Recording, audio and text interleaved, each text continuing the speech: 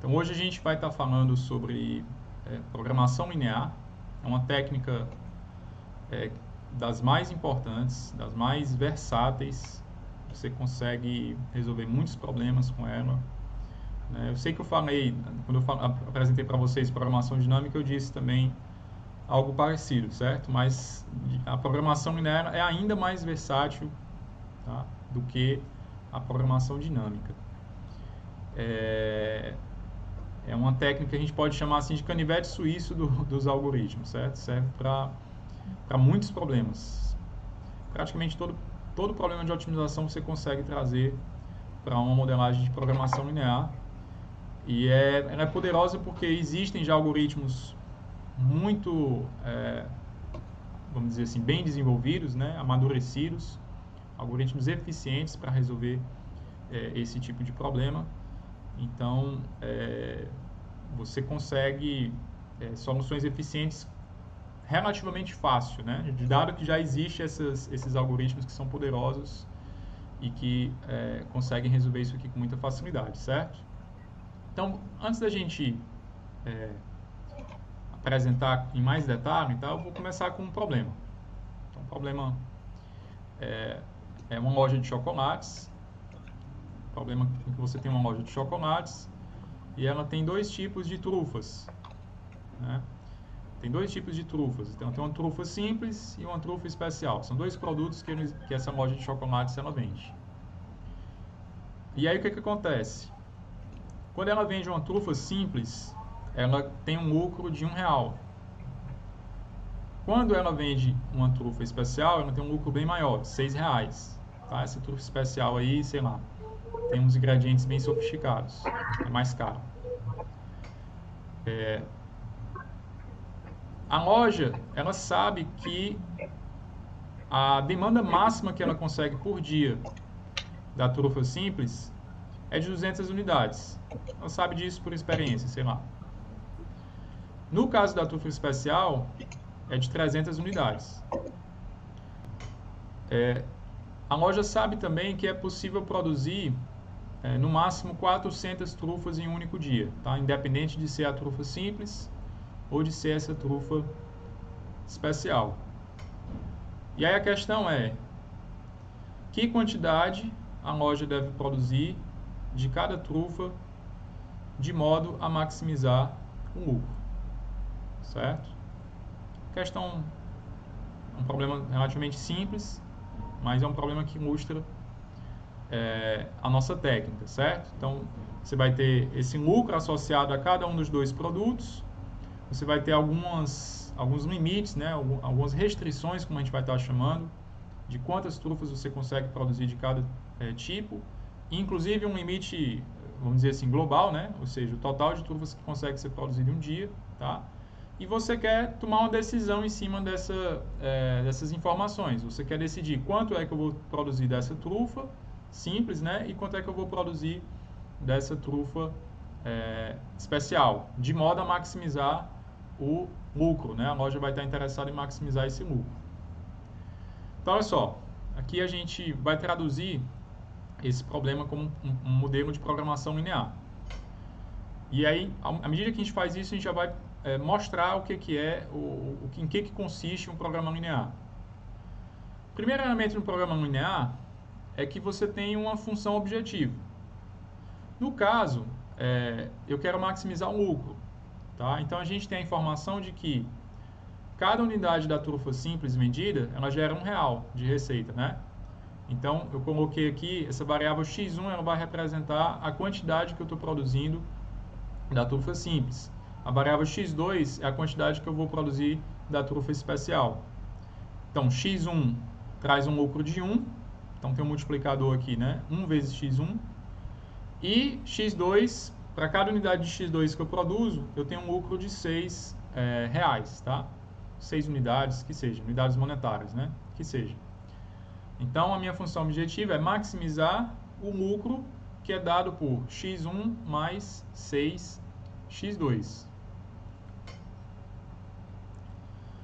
A gente quer maximizar essa função objetivo, só que existem restrições, né? Se não tivesse restrições, a gente podia ia ficar com a situação ilimitada aí, né? Era só produzir uma quantidade enorme de cada uma dessas trufas e eu ia ter um lucro enorme, né? Mas existem restrições. Então, por exemplo, a gente viu duas restrições lá naquela descrição. Eu só consigo produzir, aliás, a demanda, né, em um dia da trufa simples é no máximo de 200 unidades. Então, eu não vou produzir mais do que 200 unidades em um dia. A gente está sempre considerando aqui que essa tomada de decisão é para um dia específico, tá? X2, por outro lado, tem uma demanda maior de 300 unidades. No máximo, 300 unidades são compradas nessa loja em cada dia. Então, eu não quero produzir mais do que 300 unidades de X2. Então, eu vou escrever isso dessa forma, né? X1 menor ou igual a 200, X2 menor ou igual a 300. Ok? Por fim, existe uma restrição da produção total de trufas, né? Eu só consigo produzir no máximo 400 unidades de trufas, foi o que a gente tinha visto na descrição anterior. Então, como é que a gente traduz isso em uma desigualdade, tá? Então, as restrições de um programa linear, elas são sempre desigualdades. Mais do que isso, são desigualdades lineares. A gente vai ver exatamente o que eu quero dizer por isso, né? Mas, por hora, você observa aqui que são essas desigualdades nesse formato. x1 mais x2 menor ou igual a 400. Um exemplo que não seria desigualdade linear, né? Só antecipando. Se eu tivesse, por exemplo, por algum acaso, tivesse uma restrição que fosse do tipo x1 ao quadrado ou x2 ao cubo, certo? Já não seriam desigualdades lineares, tá? Na desigualdade linear, você só pode ter a variável multiplicada por uma constante.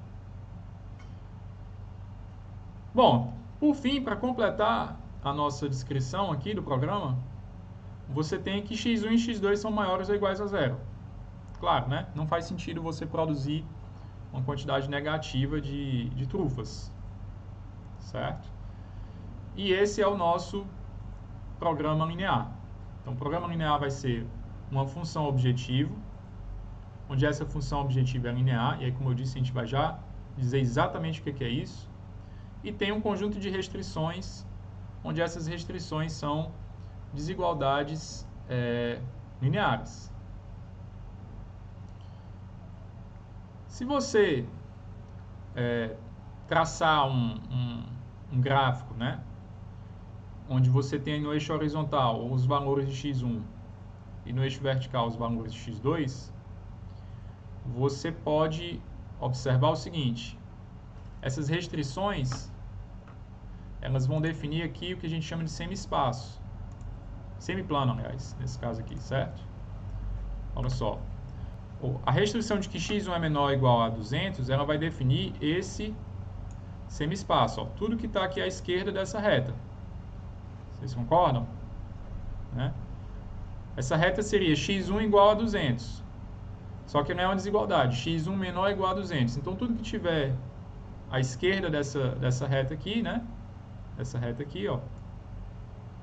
Tudo que estiver à esquerda dessa reta aqui está dentro do meu espaço de soluções, que a gente vai chamar de soluções viáveis, né? Que são aquelas soluções que satisfazem essas restrições. Do mesmo jeito, a restrição de que x2 é menor ou igual a 300, ela vai me definir essa reta. Quer dizer, x2 igual a 300 definiria essa reta, né? Mas como é uma desigualdade, ela vai definir tudo que está aqui abaixo dessa reta. Certo? E por fim, a gente tem a restrição de que x1 mais x2 é menor ou igual a 400, né? Que vai definir essa reta aqui, a diagonal, onde ela vai me dar essa restrição, né? Ela vai cortar, inclusive, aqui esse pedaço aqui, ó. Se eu não tivesse essa restrição, eu ficaria com um quadrado aqui, com um retângulo, aliás, né? Certo? Então, o que eu estou querendo falar para vocês? Cada uma dessas restrições, ela vai definir um semiplano, né? Ela vai definir um pedaço do plano, e aí é como se elas recortassem esses pedaços do plano, de maneira que a gente fica com esse, no caso aqui é um polígono, né? Mas de forma geral, se não fosse no espaço 2D, é o que a gente chama de um poliedro, certo? É justamente uma figura que é formada através dessas desigualdades. Bom,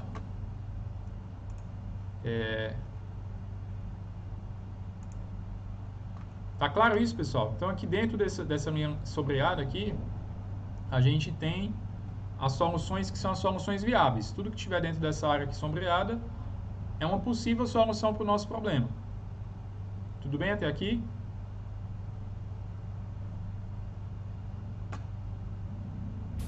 Tudo, professor. Assim já pode dizer que a resposta era 300 da especial e 100 da simples? Sim, é por aí mesmo. Qual foi a lógica que você usou? Não, eu só trouxe aqui onde intercepta a diagonal aqui com a de 300, que eu sei que ele vai, né, produzir aqui o máximo, eu quero produzir o máximo, aí intercepta e vê o de interceptor no X2, mais ou menos, né? Se é 300 aqui, só pode ser no 100 no X2. Aham, legal. Parabéns. A lógica, a ideia é exatamente essa, certo? Inclusive é o próximo desenho, justamente mostrando isso daí. Então, olha só. Se eu olhar para a minha função objetivo, x1 mais 6x2, é o que eu quero maximizar, né? Vamos dizer, qualquer ponto que eu pegar ali naquela região sombreada é uma solução, mas não necessariamente é uma solução que me dá o melhor resultado, né? Que me dá a melhor receita. Então, se eu traçar a reta x1 mais 6x2 igual a 600, por exemplo, eu tenho exatamente esse cara aqui, ó, tá desenhado, certo? Ficou todo torto aqui o meu, né? Eu vou até apagar porque estava melhor essa que está aí. Mas isso quer dizer, essa reta x1 mais 6x2 igual a 600, ela vai cortar aqui o nosso poliedro, né? Dessa forma. Então, qualquer solução que está aqui nessa reta não vai ter valor 600. Se eu for subindo, né? É como se eu for subindo esse valor, né? De 600, por exemplo, passar para 1.200. Agora fazer essa igualdade para 1.200. Aí eu venho para essa segunda reta aqui acima. Esses pontos que estão nessa segunda reta, eles já têm uma receita maior, né? Uma receita de 1.200.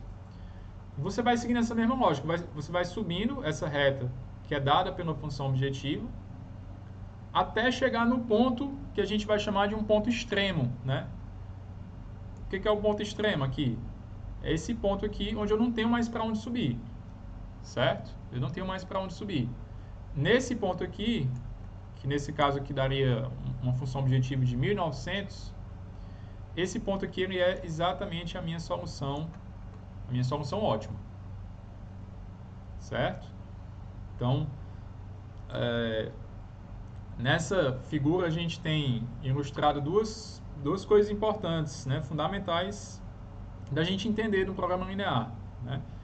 Três, na verdade. Tem a forma do programa linear, né, que foi o que a gente discutiu, uma função objetivo, que pode ser de maximização ou de minimização, depende do problema, né? Nesse caso aqui é maximização. Aí você tem um conjunto de restrições, onde essas restrições vão definir um poliedro, tá? Aqui no 2D é um polígono, né? Mas aqui é porque só tem duas variáveis. Se eu tivesse 100 variáveis, ia dar um poliedro, né? No R100, né? Ou seja, seria já numa dimensão aí bem maior. E por fim, você tem já uma ideia de como é que você acha uma solução ótima para esse tipo de problema. Você vai usar a própria equação da função dada pela função objetivo, você vai usar ela para poder identificar para que direção você deve ir para aumentar esse objetivo, certo? Então aqui é uma ilustração inicial que já mostra várias coisas que a gente vai estar discutindo em mais detalhe. Alguma dúvida até aqui? Eu posso passar? Pode passar, professor. Então vamos lá. Então vamos pegar aqui agora outro exemplo. Um exemplo conhecido nosso já também. Imagina que você tem então aquele problema da mochila fracionária que a gente já viu, a uma retrasada, né?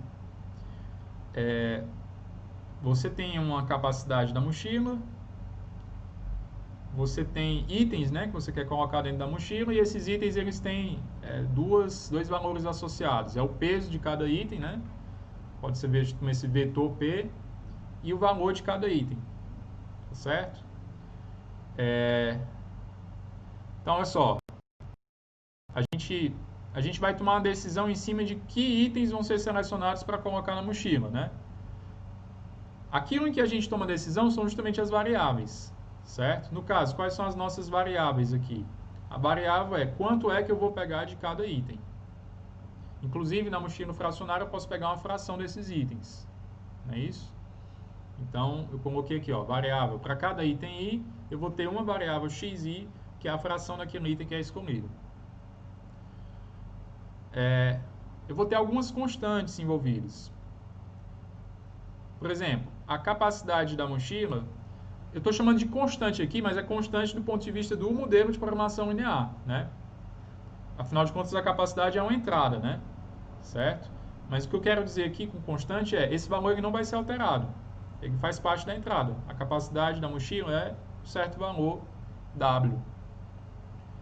Eu vou ter também os pesos associados a cada item. Eu não vou mudar isso ao longo do processo, né? Então, a gente considera aqui como sendo uma constante dentro desse modelo de programação linear. E eu tenho os valores associados a cada um dos itens. Tá certo? Então, como é que eu poderia escrever um modelo de programação linear para esse problema? Então, eu quero maximizar, o objetivo é um objetivo de maximização também, né? Como eu disse, pode ser minimização ou maximização, mas no caso desse problema, é um objetivo de maximização. O que eu quero maximizar? Eu quero maximizar, vou olhar para as minhas variáveis, né? São as variáveis x e, né? Onde x e é quanto é que eu vou estar selecionando do item i.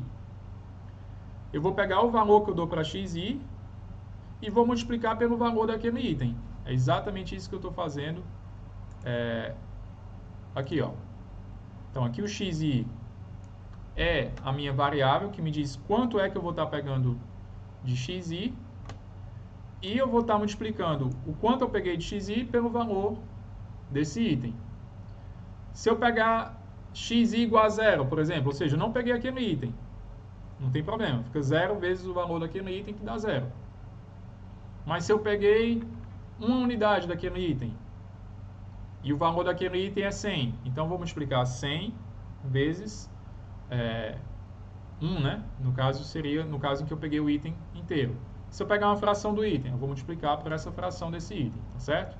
Então, eu vou maximizar o somatório. Para cada item, eu vou pegar o quanto eu selecionei do item, que é uma variável, né? E vou multiplicar pelo valor daquele item. Essa é a função objetivo. Tudo bem?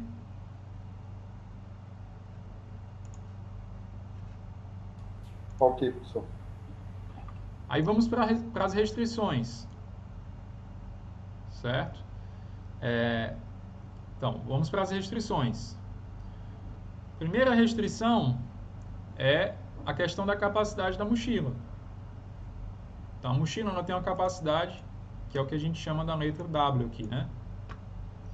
Eu só posso, se eu pegar esse lado esquerdo aqui, ó, o que esse lado esquerdo representa? É o quanto eu selecionei de cada item multiplicado pelo peso daquele item. Tá certo? Na hora que eu fizer essa soma, o quanto eu selecionei de cada item multiplicado pelo peso do item, isso vai me dar o peso da escolha que eu fiz, né? Esse peso da escolha que eu fiz, ele não pode ser superior à capacidade da mochila. Então, é uma forma bem natural da gente expressar aquela restrição de que o peso total dos itens que eu selecionar, né, ele não pode superar a capacidade da mochila.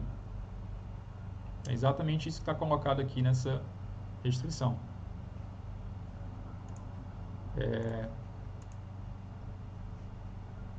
Próxima desigualdade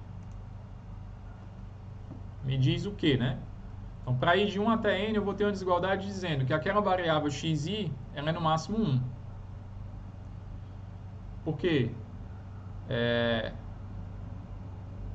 Bom, aqui na verdade a gente está considerando a versão da mochila fracionária que vai entre 0 e 1. Né? Eu só posso pegar entre 0 e 1 unidade. Eu acho até que quando a gente viu lá na nossa aula da mochila, a gente viu a possibilidade de você pegar uma fração ou múltiplas vezes o mesmo item, tá? Mas aqui a gente está considerando, então, que você pode... O quanto você seleciona de cada item vai variar entre 0 e 1, tá certo? É uma das várias versões possíveis. Então, nesse caso, eu tenho que escrever uma desigualdade dizendo, olha, cada xi é menor ou igual a 1. É o valor máximo que xi pode ter, para qualquer i. Certo? Então, isso aqui me dá um conjunto, né? Na verdade, isso aqui é um conjunto de desigualdades, né? São n desigualdades aqui, né? Para cada item vai ter uma. E, por fim, também para cada item, para cada uma das variáveis, né? Eu tenho que dizer que xi é maior ou igual a 0. Afinal de contas, também nesse problema aqui não faz sentido você dizer que selecionou menos 0,5 de um objeto, né? Não faz sentido dentro do nosso modelo, ok? E é isso. Na verdade, esse problema da mochila, ele é muito naturalmente modelado como programação linear. Inclusive, as pessoas que estudam, né, que fazem pesquisa dentro dessa área de programação linear, programação inteira, etc., esse tipo de restrição aqui, com esse formato da primeira restrição que a gente está vendo, né, a soma de variáveis multiplicadas por alguma constante é menor ou igual do que um outro valor constante, são justamente desigualdades que a gente chama de desigualdades do tipo mochila, né? Justamente porque esse é um problema bem fundamental aqui dentro, tá certo? Então, isso aqui é o nosso modelo. Aqui, com isso aqui, a gente tem um modelo de programação linear para mochila fracionária. Se você tiver um solver de programação linear, é só você escrever esse modelo, jogar para o solver e ele já vai te dar a resposta. É uma maravilha, certo? Se você se deparou com um problema hoje, né, tem que resolver ele para amanhã, né, se você conseguir pensar no modelo, se você conseguir modelar o seu problema como programação linear, é praticamente jogar para um solver e resolver, tá certo? É bastante poderosa essa técnica. Graças, claro, aos algoritmos que que foram desenvolvidos ao longo do tempo. Tudo bem, pessoal? E uma observação importante, né? Bom, na verdade eu vou falar isso aqui mais para frente. Deixa eu passar aqui. Então vamos falar um pouco sobre a forma de um programa linear, né? Então, para falar da forma de um programa linear, a gente precisa ter claro o que é uma desigualdade linear. Então, a desigualdade linear, ela vai ter essa forma aqui. Ela vai ser uma soma, onde você vai ter um conjunto de variáveis, que é o que a gente está chamando de xi aí, certo? Então, xi são variáveis para ir de 1 até n. E você vai ter essas variáveis multiplicado por constantes, tá? Aqui eu estou falando independente do problema, tá? Eu já não estou mais me referindo àquele problema da mochila que a gente viu no slide anterior. É para um programa linear qualquer, tá? Para um programa linear qualquer, você vai ter desigualdades lineares que vão definir lá as suas restrições. Essas desigualdades, elas vão ter essa forma. É uma soma, onde você vai ter variável multiplicada por uma constante. Você pode, inclusive, ter essa soma, né, da forma inclusive que está colocada aqui no slide. É uma soma dessas variáveis vezes constante, mais uma outra constante que eu estou chamando de C aqui. Eu posso ter uma constante livre, tá certo? E isso tudo é menor ou igual do que algum limite, que é o que a gente está chamando de R. Então aqui, CI são constantes, C é uma constante, R é uma constante. Essa é a cara de uma desigualdade linear. No caso, é uma desigualdade linear do tipo menor ou igual, certo?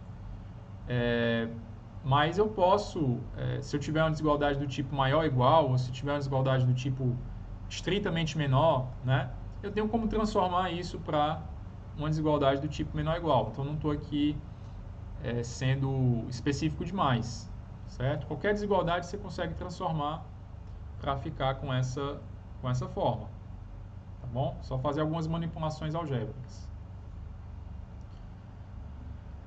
Quando a gente tem uma equação com duas variáveis, a gente está cansado de saber disso, né? Até dos tempos de escola. Se você tem uma equação com duas variáveis, você tem uma reta no espaço 2D, né? Você enxerga isso como uma reta no espaço bidimensional, tá certo? Quando eu olho para o espaço n-dimensional, né? Com n dimensões, ela vira o que a gente chama de um hiperplano, tá? A gente não vai aprofundar muito isso daqui, mas eu acho importante a gente falar um pouco disso daí, porque tá dentro das ferramentas, né, que são usadas pelos algoritmos. A gente precisa ter conhecimento dessas coisas, né? E que são algoritmos que usam bastante de álgebra, né? De álgebra, são bastante algébricos. Mas enfim, então se você tem uma equação, ela é uma reta, né? No espaço bidimensional. No espaço n-dimensional, a gente chama de um hiperplano, tá? É a maneira como isso é chamado.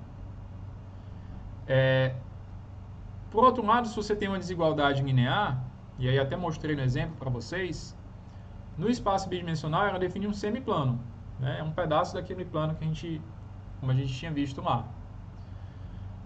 Quando você não está mais no espaço bidimensional, quando você está no espaço n-dimensional, ela vira o que a gente chama de um semi-espaço. Tá? Então é só mesmo aqui alguns conceitos para a gente ter uma noção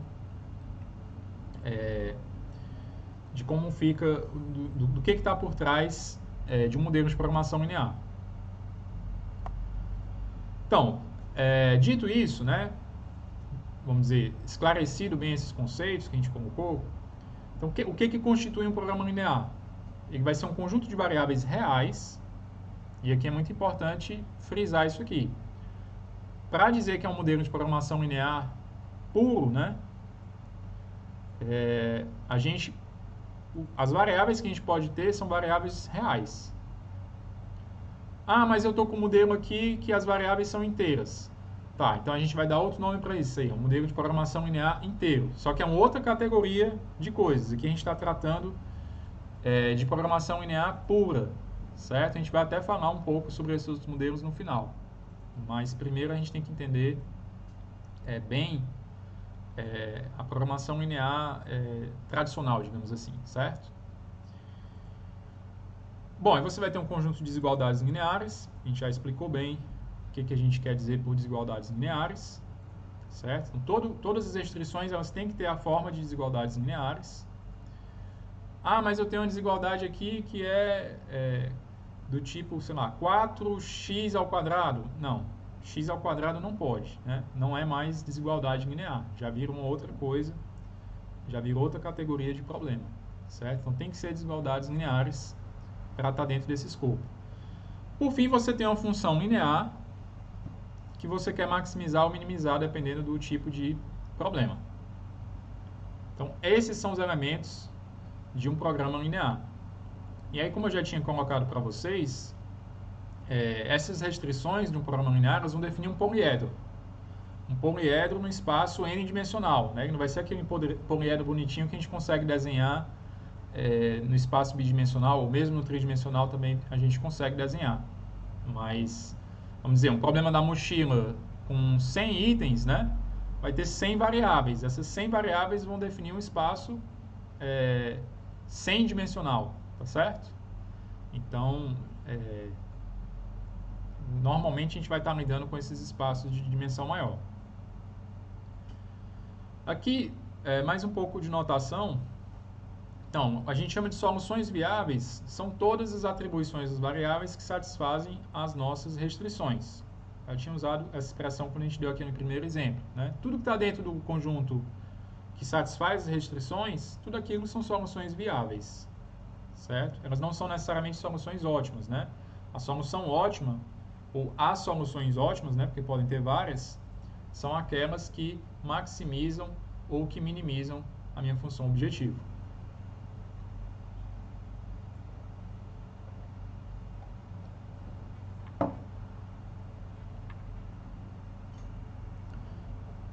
Muito bem. Algumas situações possíveis, tá? Para um programa linear. Então, você está lá com o seu problema você conseguiu modelar ele como um programa linear, você tem algumas situações que podem acontecer. Vou tentar enumerar aqui as principais. Uma situação possível, né? O seu problema ele é inviável. O que quer dizer isso? Quer dizer que não existe nenhuma solução que satisfaça as suas restrições, né? Pode ser que você foi exigente demais, né? Pode ser que na hora que você estava fazendo a modelagem, você foi acrescentando, talvez até por necessidade, mas talvez você tenha acrescentado tantas restrições, ou restrições tão fortes que, no final das contas, não existe nenhuma atribuição das variáveis que consiga satisfazer aquelas restrições. Então a gente diz que o problema ele é inviável, tá? Ele não tem solução. Essa é uma possível situação. Outra situação, pode ser que o seu problema ele admite várias soluções, tem várias soluções viáveis, mas não existe uma solução ótima, né? Quando é que isso aqui pode acontecer? É o que a gente chama de um poliedro ilimitado. Então, aqui eu poderia até ter colocado no desenho, acabei não tendo tempo, mas imagine que você tem um poliedro que ele não tem limites para uma direção, certo? Ele vai ter uma quantidade de pontos infinitas numa dada direção. E imagina que a tua função objetivo, ela cresce nessa direção, tá certo? Então, o que acontece? Sempre vai ser possível achar uma solução que melhora a função objetivo. Então, nessa situação, você tem um poliedro, você tem um PL que é ilimitado. Não existe nenhuma solução que você possa dizer, nossa, essa solução aqui não é possível encontrar outra que tenha um objetivo melhor do que nesse ponto. Então, sempre vai ter uma possibilidade de melhorar, tá? Então, o poliedro é ilimitado nesse caso. Por fim, a gente pode ter múltiplas soluções ótimas. Então, você tem soluções viáveis, né? E você tem uma quantidade múltipla de soluções ótimas. Perfeitamente possível isso acontecer. Ou pode acontecer também de você só ter uma única solução ótima, tá? E nesse caso, de toda forma, você tem como encontrar essa solução.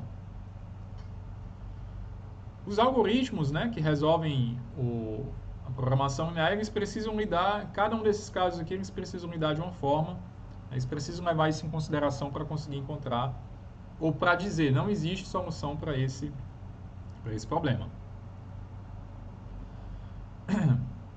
Bom, então existe um conjunto de resultados que ajudam, né, ou que contribuíram para que você pudesse ter os algoritmos que a gente tem que resolvem esse tipo de modelo.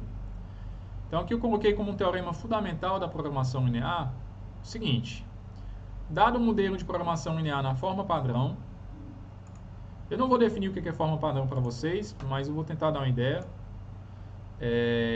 Forma padrão significa simplesmente que você vai, por exemplo, dizer que todas as desigualdades vão ser do tipo menor ou igual. Mais ainda, igualdade. Tá? Você pode, por exemplo, reescrever todas as equações como equações do tipo igual. Para isso, você pode ter que introduzir algumas variáveis, tal. Não vou entrar em detalhe nisso daqui, mas é uma forma padrão. Qualquer programa linear que você construa, você consegue reformular ele de maneira que ele esteja na forma padrão. Então, o resultado aqui se aplica a um programa linear na forma padrão. Então, se existe uma solução factível, o que é uma solução factível? É o que eu chamei de solução viável no slide anterior, certo? Se existe uma solução viável, então existe uma solução básica viável. Novamente, aqui eu não vou entrar em muito detalhe, mas uma solução básica, ela tem a ver com o conceito de base em álgebra linear, tá certo? Aqui é uma notação de caráter algébrico. E se existe uma solução viável, né, ou factível, que seja ótima, então existe uma solução básica factível que é ótima. Bom, o que isso aqui quer dizer, tá? Na prática, né? Quais são as consequências importantes desse teorema? Primeiro é o seguinte: se você tem um poliedro que não é vazio, ou seja, você tem lá o seu espaço que tem pelo menos uma solução viável, sempre vai existir um ponto que a gente vai chamar de ponto extremo. O que é um ponto extremo? É um ponto que não é combinação convexa de dois outros pontos, certo? Então, combinação convexa, para quem não lembra, é aquela combinação em que você tem dois pontos, aí você vai multiplicar um por alfa e o outro por 1 menos alfa, né? A soma tem que dar 1 alfa e 1 menos alfa, certo? A gente não precisa entender isso aqui em muita profundidade, não. A ideia é intuitiva, a nossa ideia é intuitiva de convexidade, inclusive, né? Lembra lá da definição de polígono côncavo e convexo, certo? No polígono que é côncavo, você pode pegar dois pontos e traçar uma reta entre eles, e você vai ter alguns elementos dessa reta que não fazem parte do polígono. No polígono convexo, que é o caso desses polígonos que a gente tem da programação linear, isso não acontece. Então, você pode achar alguns pontos que não são combinação convexa de nenhum outro par de pontos. Segunda consequência importante, existe um número finito de pontos extremos.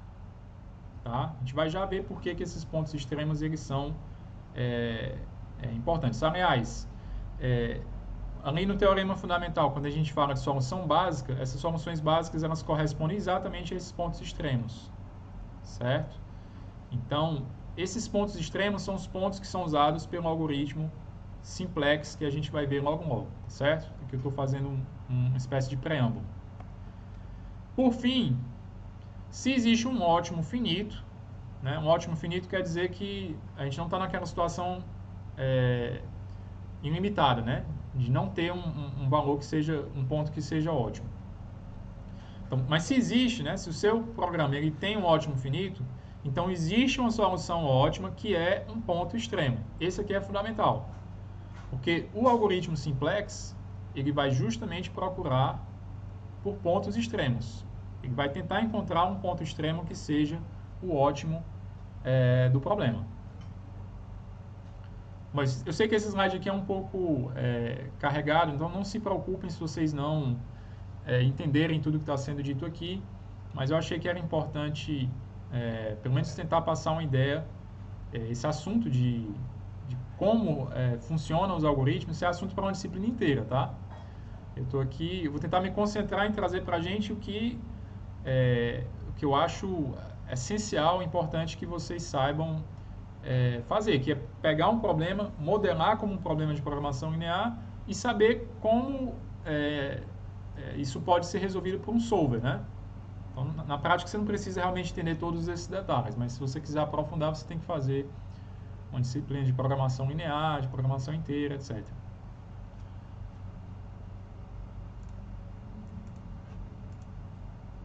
Então, vamos falar sobre o algoritmo simplex, tá? Que é o principal algoritmo de programação linear, um dos principais, né? Com certeza o mais conhecido. Eu tinha falado para vocês esse algoritmo já na nossa primeira aula, na introdução dos algoritmos, que eu falei de alguns marcos, né? Que eu considero alguns marcos importantes da área, e eu falei que esse aqui era um deles. Então, em 1947, o Dantzig desenvolveu esse algoritmo, e ele tem a seguinte ideia geral. A ideia geral é relativamente simples. O primeiro passo do algoritmo é encontrar uma solução inicial, que é um ponto extremo. Então, lembrando, né, ponto extremo é um ponto que ele não é combinação convexa de dois outros. Ele se a gente olhar para aquela figura 2D, né, ele é realmente aqueles pontos que a gente, de cara, a gente já chama logo a atenção, né? A gente olha para os pontos do poliedro. Então, o primeiro passo dele é encontrar a solução inicial. Como eu disse aqui, é fácil encontrar um, tá?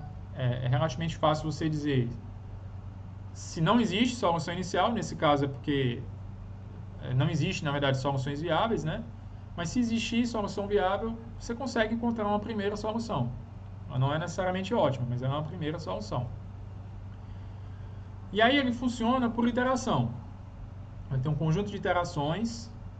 Em cada iteração ele vai pegar o ponto extremo que ele está naquele momento e vai olhar a vizinhança desse ponto extremo. Como assim vizinhança, né? O conceito de vizinhança aqui é outros pontos extremos que sejam adjacentes a ele, ou seja, que estão ligados por uma reta dentro do poliedro. Então, ele vai olhar para os vizinhos dele, né, os pontos extremos que são vizinhos daquele ponto, e ele vai ver se um deles melhora a função objetiva. Então, se tiver um vizinho dele, um ponto extremo que é vizinho dele, que melhora a função objetivo, é interessante ir para esse ponto extremo. Tá? Relativamente simples, né? A ideia, tem um bocado de detalhes por trás de como é que faz isso daí, né? Que realmente é só a essência do algoritmo. Então, a gente pode dizer que é um algoritmo do tipo hill climb, né? Subida de encosta, né? Quando vocês estudaram algumas disciplinas de heurísticas, né? Vocês já devem ter visto isso daí. Só que a diferença aqui não é exato aqui, ele não é uma heurística, tá? Ele é exato porque no final, em algum momento, ele não vai mais encontrar um vizinho que melhora, tá? E aí, graças a uma série de resultados, né, de programação linear, de álgebra, etc., se você chegar num ponto extremo, onde nenhum dos vizinhos desse ponto extremo melhora a função objetivo, você pode afirmar que essa solução é ótima. E não tem perigo dela ser um ótimo local, ela é um ótimo global. Realmente é a melhor solução que você pode ter para o seu poliedro. Tá? Então, por isso que eu disse que esse algoritmo é exato, né? Ele vai achar realmente a melhor solução. Tudo bem aqui? Ficou claro? Alguma dúvida?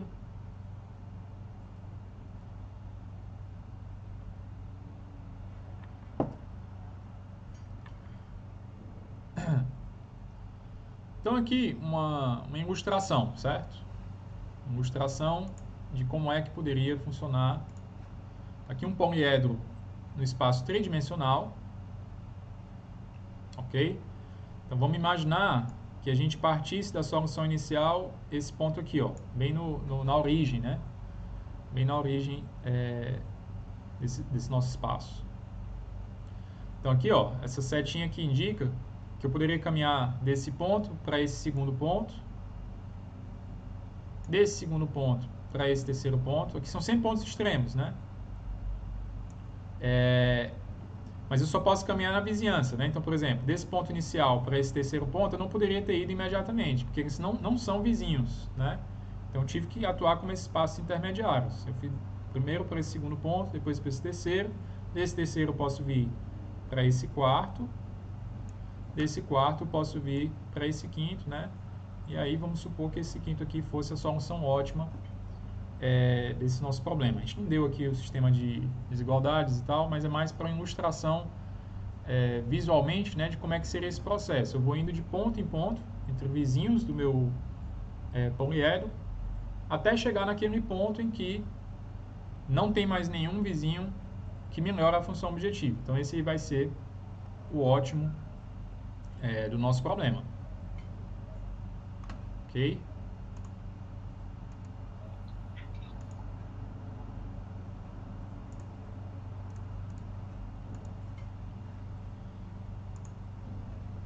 Bom, a gente não vai aprofundar, né?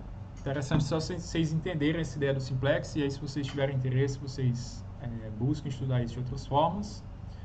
Mas assim, precisa saber o seguinte, que o simplex é muito eficiente na prática, tá? Ele é um algoritmo eficiente, mas existem entradas que levam um número exponencial, tá? A gente não tem como dizer que o simplex é um algoritmo polinomial para todas as entradas.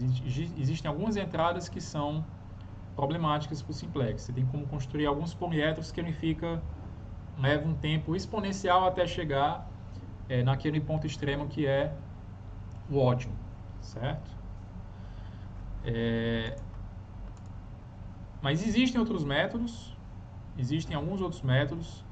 Um dos conhecidos, né, o método do elipsoide, que foi proposto em 1979 por um soviético. Esse método elipsoide, ele é um método de complexidade linear, tá certo? Só que na prática ele não é tão eficiente quanto o simplex. Então, apesar dele você poder mostrar que a complexidade dele é linear para todas as entradas, existem mesmo assim, se você testar experimentalmente, ele não vai ter uma performance tão boa quanto a performance do simplex, tá? Ele perde para o simplex. Mas existem outros métodos que, em especial aqui eu selecionei o método do ponto interior, que ele é as duas coisas. Ele é polinomial, e na prática ele também se mostra eficiente. Então esse é um método que é muito usado também para resolver problemas de programação linear. Então cada solver, né? Normalmente os solvers têm o simplex e talvez dão a opção de você usar algum desses outros métodos. Ou às vezes talvez o próprio solver ele já vai combinar os métodos, selecionar qual que é mais apropriado ali para aquele. Tem alguns solvers bem interessantes para esse tipo de problema. Então vou mostrar para vocês agora, na prática, como é que vocês podem usar isso daqui. Isso que a gente acabou de ver. Lembra daquele exemplo que a gente deu lá no começo? Né? Aquele exemplo da loja que tinha 2 chocolates, e aí tinha demanda de um, demanda do outro, e tinha um limite de produção. Né? Aquele probleminha bem simples para a gente ilustrar aqui.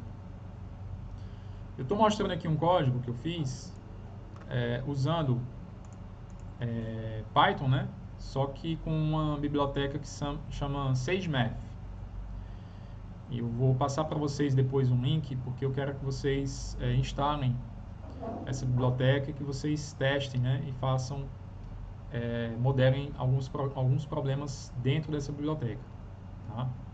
Então, essa biblioteca ela já tem aqui, isso que é feito nessa primeira linha. Eu vou criar um programa que ele chama Mixed Integer Linear Program. Tá?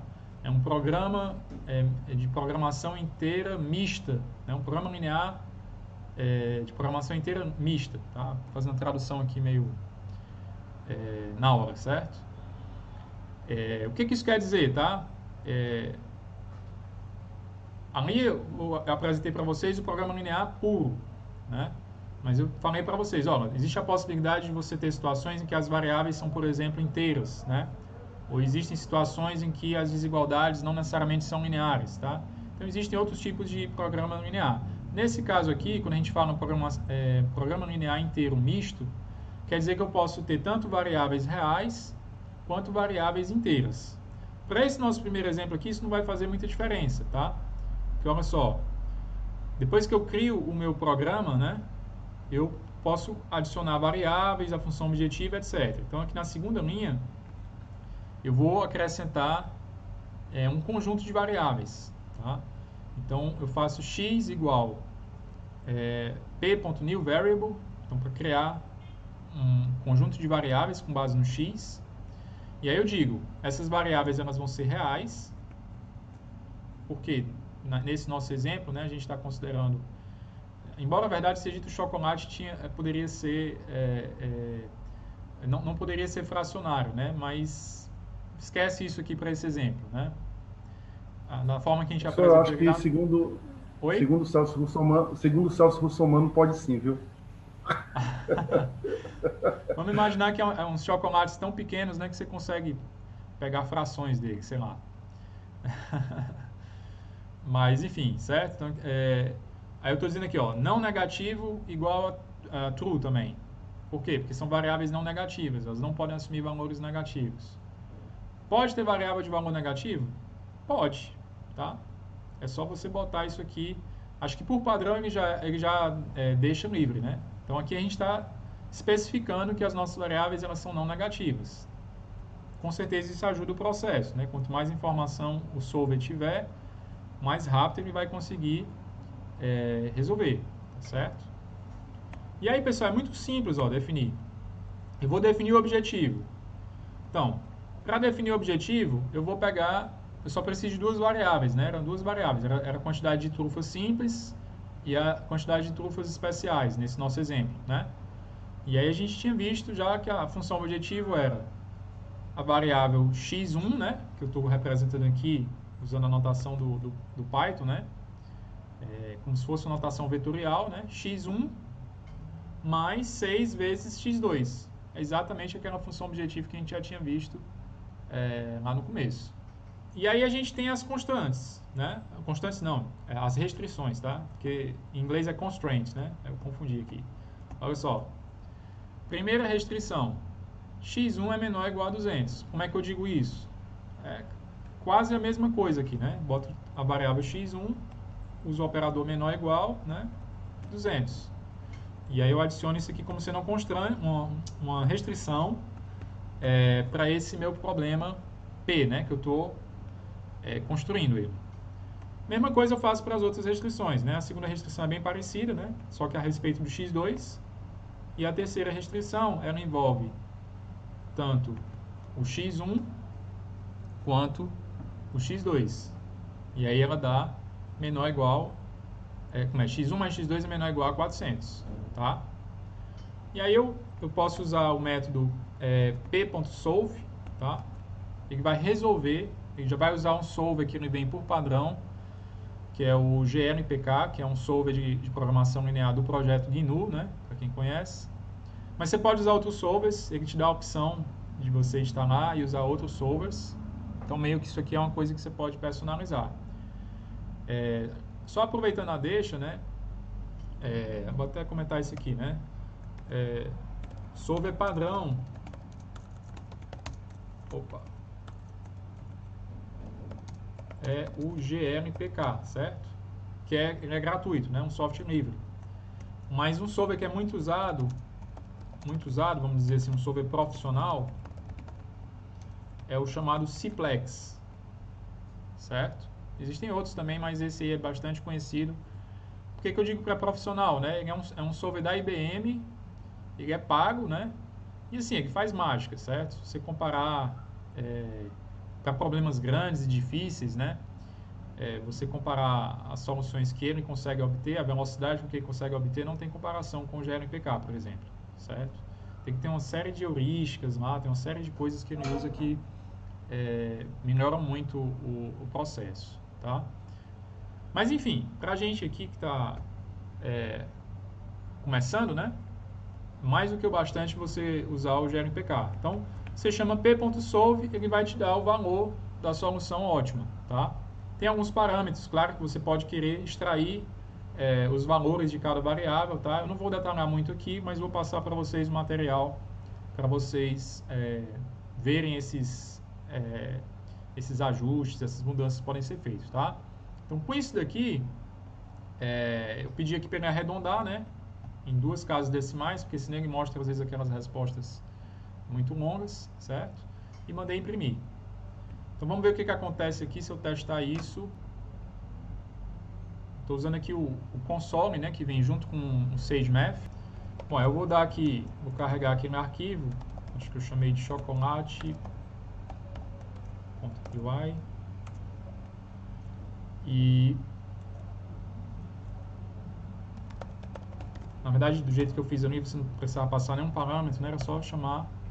Pronto, eu chamei chocolate, aí ele faz todo aquele processo, cria o programa linear, chama o solver, né? E o solver vai me dar a resposta do ótimo, né? Para esse problema que é 1900, certo? Então é realmente bem simples, né? Assim, desde que você se habitue de como é que você faz para escrever o seu problema como um programa linear, usando a linguagem, inclusive, aqui da biblioteca, é muito simples, tá? Mas é uma coisa que a gente se acostuma. Oi, Felipe. Uma solução também, não sei, eu pensei rápido aqui, produzir 400 de chocolate especial e nenhum de chocolate simples.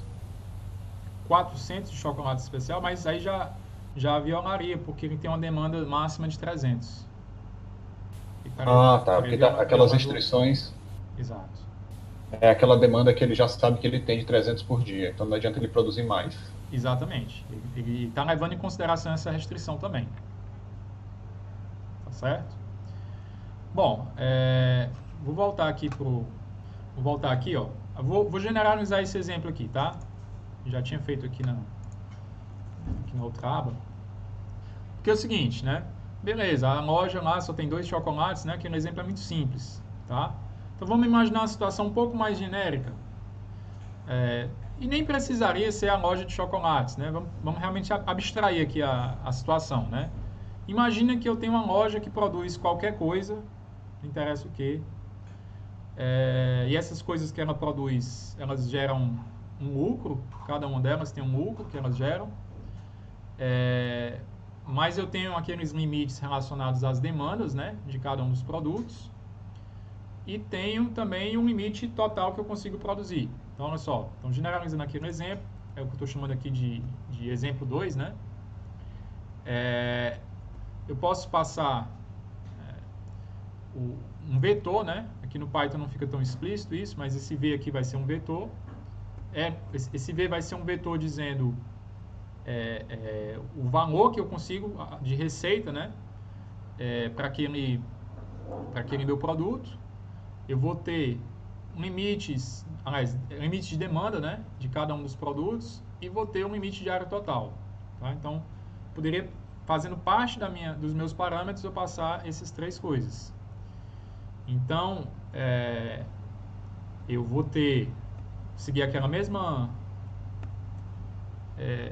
lógica, né? Vou criar o meu programa linear, programa inteiro misto, né? Vou criar uma variável, um conjunto de variáveis, desculpe, onde essas variáveis são reais e são não negativas, até aqui a mesma coisa. E aí aqui, ó, o importante de mostrar nesse exemplo para vocês é como eu consigo gerar um objetivo ou restrições de um conjunto de variáveis, né? Ao invés de ser só, como era no outro exemplo, duas variáveis específicas. Então, eu uso essa funçãozinha aqui, ó, p.sum, é uma função que está associada ao programa linear, tá? Dentro aqui dessa biblioteca. E aí você faz, ó, xi vezes o valor que i gera, né? Xi vezes vi, para cada um dos itens no meu vetor, certo? Então, isso aqui vai me dar uma função objetivo, onde ela vai levar em consideração todos esses valores que estão no vetor, né? Todos os VI, né? Todos os valores relacionados ao item, o produto, né? I. E aí, mesma coisa aqui para as restrições, né? Para cada um dos itens, eu vou ter a restrição relacionada à demanda daquele item, né? Então, faço xi menor ou igual do que li. Essa é uma restrição. E aí eu faço aqui, ó, por fim, aquela restrição onde a soma das escolhas que eu faço para cada produto, né? O quanto que eu vou selecionar de cada produto, ela tem que respeitar a minha produção diária, minha produção total diária, certo? Aí eu pego e resolvo daquela mesma forma. Então, vamos ver isso aqui na prática funcionando. Então, olha só. Mudei aqui o nome do arquivo. Bom, eu preciso criar os vetores, né? Ó, vou criar aqui com... Bom, eu vou testar primeiro aquele mesmo exemplo que a gente já tinha visto, né? Então, os valores eram 1 e 6, né? O limite da demanda diária, acho que era 200 e 300. E o limite total de produção, né? Era 400. Aí eu vou chamar aqui exemplo 2, passando V, L, D. Pronto. Ele acha aquele mesmo ótimo, né? Fazer aqui valores diferentes. Vamos supor, sei lá, 1, 3, 5, 7. Vou inventar aqui um exemplo. Para que dê certo. Vamos lá. 400, 400. Então, vou limitar um pouco mais esse aqui. Pronto. E vou botar aqui D como 700. Bom, não faço a menor ideia do que vai dar, né? Mas está aí. 2.700 seria o ótimo que eu conseguiria nessa outra configuração. Tá certo? Então, vejam só, assim, como é simples você resolver esse problema na hora que você consegue um modelo de programação linear e já está resolvido. É só uma questão de você traduzir aqui para o solver e mandar ele rodar. Ok? Então, esse é o poder da programação linear. Bom, mas assim, nem tudo é perfeito, né? Não dá para resolver todos os problemas do mundo com programação linear. Por quê, né? Então, primeiro que é o seguinte, existem alguns modelos, para alguns problemas, a gente não consegue escrever um modelo que seja de programação linear pura, com aquelas características que a gente viu. Existem problemas que a gente só consegue modelos que, de alguma forma, eles violem algumas dessas características. Por exemplo, modelos em que as variáveis elas são binárias, ou então que as variáveis são inteiras, certo? A gente vai já ver um exemplo disso. Essa situação aqui é relativamente comum. Inclusive aquele solver que eu mostrei para vocês, ele consegue lidar com esse tipo de situação. Só deixa de ser um algoritmo polinomial, né, para ser um algoritmo exponencial. Mas a gente vai já comentar isso. Então, uma possível situação em que você tem um modelo que é quase um modelo de programação linear pura, né, é quando você tem variáveis binárias ou inteiras. Aí, nesse caso, a gente chama ele de um problema de programação linear inteira mista, né? Pode ter mistura de variáveis inteiras com variáveis reais, ok? Outra coisa que pode acontecer, desigualdades que são não lineares. Então, por exemplo, desigualdades que envolvam o quadrado de alguma variável, certo? Aí já é uma categoria à parte, certo? Já é uma categoria à parte, deixa de ser poliedro, enfim, perde um bocado de características. Esse é um mundo por si só, tá? Não é simples de resolver esse tipo de problema. Já exige outras ferramentas. Outra situação também ligada, relacionada, é quando a função objetivo não é linear. Pode até ser que todas as suas restrições são lineares. Tem lá o seu poliedro bonitinho, né? Mas se a sua função objetiva ela não é linear, você vai precisar também adaptar os métodos que vão resolver. Já não vai ser o simplex, por exemplo. Já vai ser outros métodos que vão ter que lidar com isso daí. Ok? Então, existem métodos específicos para lidar com essas categorias de programas que não são programação linear pura. Geralmente, né, colocando aqui de forma geral, esses outros algoritmos eles são exponenciais, tá? Ou são heurísticas, né? Ou coisas do tipo, tá? Então, alguns exemplos de técnicas aqui, né, que eu poderia mencionar é branch and bound, branch and cut. Eu tinha previsto no início da disciplina de dedicar uma aula para falar de branch and bound, por exemplo, mas eu não tenho certeza se eu vou conseguir cumprir, né? Quem sabe? Bom, então para finalizar, um exemplo de programação linear não pura, né? Programação linear inteira, para ser mais específico. É a mochila inteira com repetição. Então vocês estão lembrados, né? O modelo que a gente viu também não retrasado, né? Você tem lá a sua mochila, tem os pesos, tem os valores, só que na sua saída você pode, para cada item, você pode ou não pegar aquele item, né? Seria quando a variável relacionada seria 0, ou você pode pegar aquele item uma vez, ou 2 vezes, ou 3 vezes. Tá? Você pode repetir, mas é sempre uma quantidade inteira, né, daqueles itens. Então, as minhas variáveis são, para cada item, eu vou ter a variável que reflete quantas vezes aquele item é escolhido. Essa variável vai ser inteira nesse caso, né? Diferentemente do exemplo que a gente tinha visto antes. Então, você vai ter uma capacidade, vai ter um peso, vai ter os valores, até aqui, essa parte aqui não muda. Então, como é que ficaria o meu programa linear? Ficaria praticamente aquele programa que a gente já viu. Então, não vai mudar praticamente nada. A única diferença é que as variáveis x e y, elas vão ser variáveis inteiras. Só que isso faz toda a diferença para o solver, tá? Se você tentar jogar isso para um solver do simplex, ele vai me dizer, não, isso não é um programa linear, né? Eu não sei resolver isso daqui, tá? Na hora que você tem variáveis inteiras, um solver de programação linear pura, ele não vai conseguir resolver, tá? O GNPK, que está lá no SageMath, né, que é essa biblioteca que eu vou estar passando para vocês, inclusive, ele consegue lidar com esse tipo de situação. Então, tranquilamente, você pode colocar esse programa linear da mochila lá e testar e vai dar certo, tá? Ele vai conseguir achar uma solução.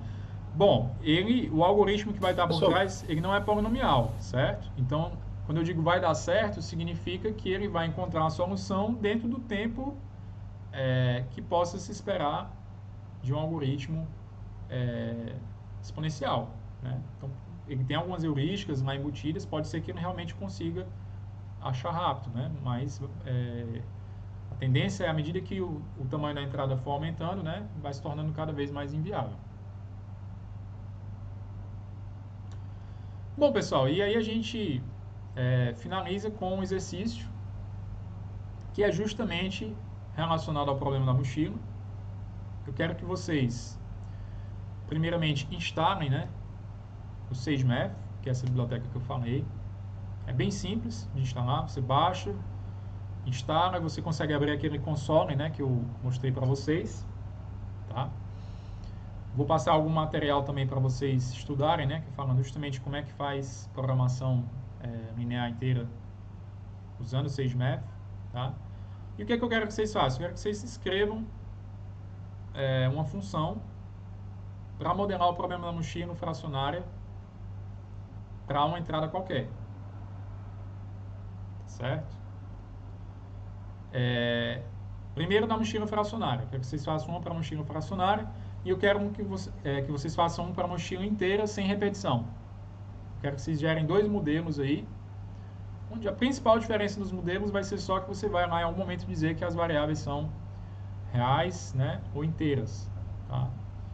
E eu quero que vocês façam experimentos, então testem algumas entradas, gerem entradas, né? Isso faz parte, como eu estava falando para vocês no começo da aula, faz parte você, inclusive, tentar pensar algumas entradas para que você avaliar se aquele algoritmo funciona, né? No caso, claro que ele vai funcionar, né? A biblioteca já bem consolidada, mas assim, para você se convencer e para você ver a diferença do tempo de execução da mochila fracionária para a mochila inteira. Eu quero que vocês sintam a diferença entre um algoritmo de programação linear puro para um algoritmo de programação linear inteiro.